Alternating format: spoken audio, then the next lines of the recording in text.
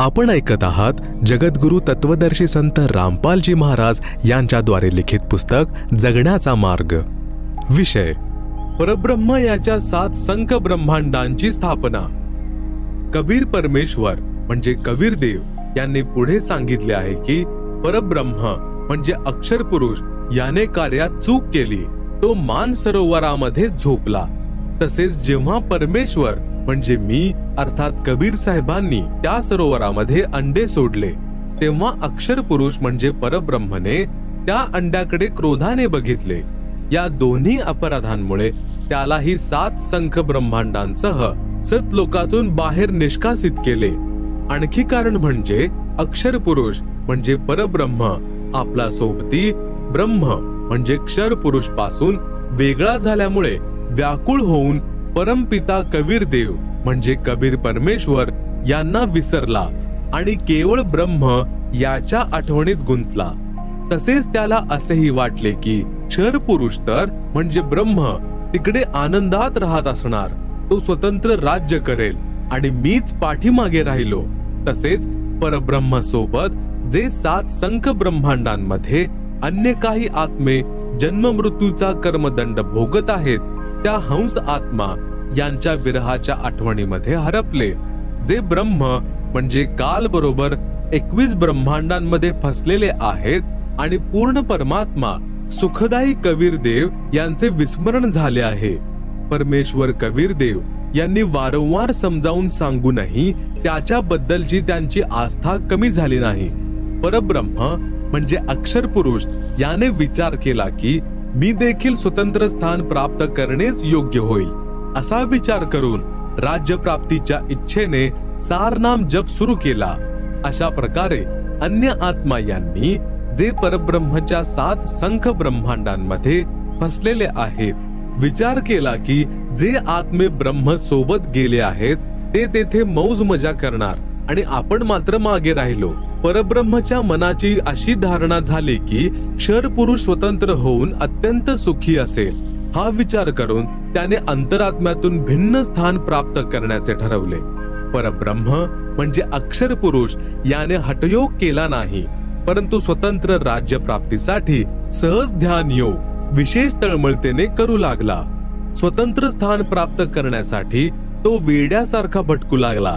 त्याने अन्न पाण्याचाही त्याग केला। अन्य काही आत्मे जे पहिले काल ब्रह्म सोबत गेले त्यांच्या प्रेमाने व्याकुळ होते, ते अक्षर पुरुषाच्या वैराग्यावर आसक्त झाले आणि तो त्यांना आवडू लागला।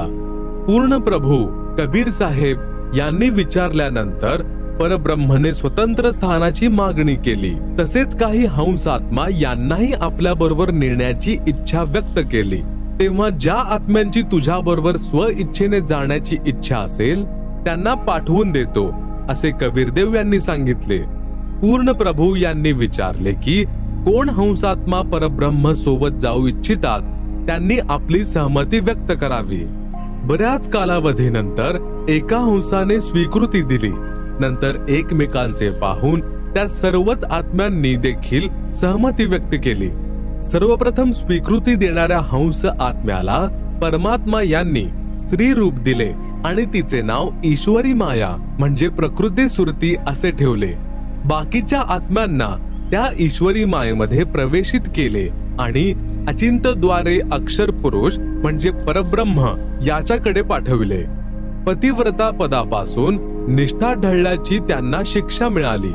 अनेक युगे ईश्वरी माया व परब्रह्म दोघेही 7 संख ब्रह्मांडांमध्ये एकत्र राहिले, परंतु परब्रह्मने कोणतेही गैरवर्तन केले नाही। ईश्वरी मायेच्या स्वेच्छेने स्वीकार केला आणि आपल्या शब्दशक्तीने नखांनी स्त्री इंद्रिय म्हणजे योनी बनवली।